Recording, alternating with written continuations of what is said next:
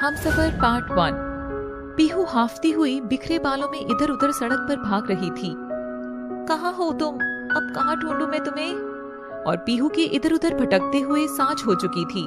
तभी कुछ बदमाश लोग आकर पीहू को तंग करने लग जाते हैं। अरे चमक छल्लो, किसे ढूंढ रही हो? अरे हम तो यही हैं तुम्हारे सामने, हमें ही ले चलो घर। हम तीनों मिलकर तुम्हारा पूरा ध्यान रखेंगे, गुड़िया रानी।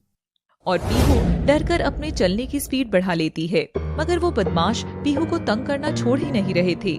पीहू अब जोर से भागने लगती है और अचानक उसका पाँव मुड़ जाता है। वह सड़क पर गिर गई थी। तभी तीनों बदमाश भूखे कुत्तों की तरह उसे आकर घेर लेते हैं और शैतानी नजरों से देखते हुए पीहू के कपड़ों की ओर अपना हाथ बढ़ाते हैं। नहीं! जैसे ही वो गंदे लोग अपनी हद से आगे जाने लगते हैं, तभी पीछे से कोई आकर उनका हाथ पकड़ता है और उन बदमाशों की खूब पिटाई करता है। भागो यहाँ से, इससे पहले कोई हमें पकड़े। चलो यहाँ से, वरना बॉस जान ले लेगा। और तीनों वहाँ से भाग जाते हैं।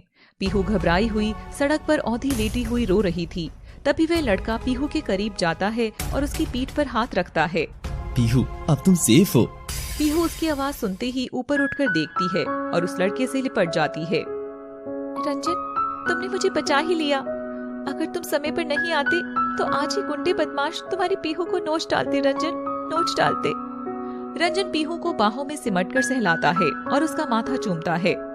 नहीं पीहू, मेरे होते हुए कोई तुम्हारे करीब नहीं आ सकता, कोई भी नहीं। और रंजन और पीहू अपने घर लौट जाते हैं।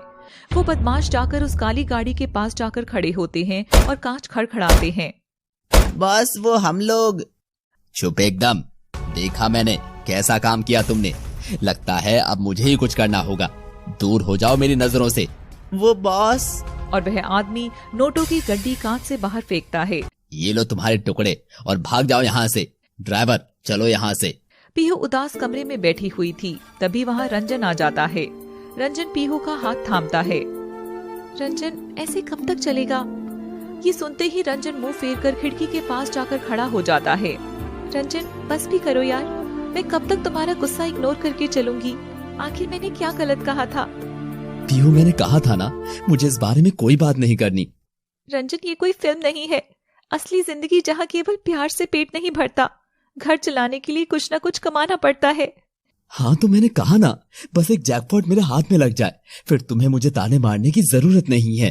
पीहू रंजन का चेहरा सहलाकर उसे सीने से लगाती है।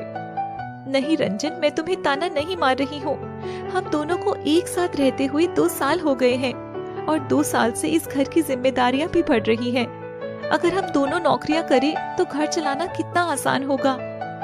और रंजन ये सुनते ही पीहू को धकेलकर फिर से बाहर चला जाता है, जिससे पीहू बिस्तर के पास जाकर गिरती है और उसे हाथ पर चोट लगती है।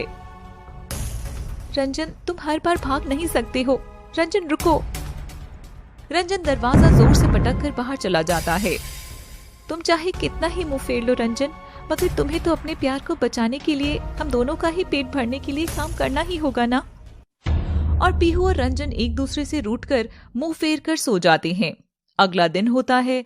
पीहू नहा धोकर कपड़े पहनकर खड़ी हो जाती है। रंजन उसे देखता है। ये तुम सुबह सुबह किस मीटिंग के लिए तैयार हो रही हो? मेरा आज इंटरव्यू है रंजन। बहुत मुश्किल से इस नौकरी के लिए मेरी प्रोफाइल सिलेक्ट हुई है। मुझे ऑल द बेस्ट नहीं कहोगे?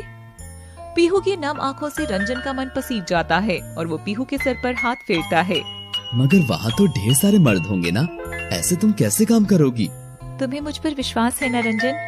मेरी जिंदगी में बस तुम थे, हो और तुम ही रहोगे। एक बड़ी दफ्तर के बाहर काली रंग की गाड़ी रुकती है। गाड़ी में उतरने वाला एक नौजवान दफ्तर के अंदर जैसे ही जाने लगता है, तभी आसपास की प्रेस आकर उसे घेर लेती है। अनुराग सर, आपकी इस कंपनी के पीछे आखिर किसका हाथ है? गाइज, आज मैं सबको बताना चाहता हूँ कि ये मेरे पीछे जो कंपनी खड़ी है, ये कंपनी नहीं, एक ब्रांड है। इसको खड़ा करने के लिए मुझे किसी और के नाम की जरूरत नहीं है, मेरे बाप के नाम की भी नहीं। और ये कहकर अनुराग अंदर चला जाता है। यार, ये अनुराग सर की कहानी क्या है? तुझे नहीं पता क्या? अनुराग सर की अपने परिवार से बनती नहीं है। ऐसा क्यों? सुना है कि अनुराग सर नाजायज औलाद हैं और उनके बाबा ने अनुराग सर को अपना सरनेम देने से मना कर दिया। ओह, इसीलिए वो आज जो कुछ भी है खुद के दम पर है और अपने नाम के आगे कोई सरनेम भी नहीं लगाते। इम्प्रेसिव। अनुराग अपनी कंपनी का इकलौता मालिक और काफी सख्त मिजाज लड़का था। ना ही ज्यादा किसी से बोलना, ना ही ज्यादा किसी से दोस्ती, एकदम मशीन की तरह चलता था। सुनो, वो इंटरव्यू के लिए आए लोगों को भेज दीजिए।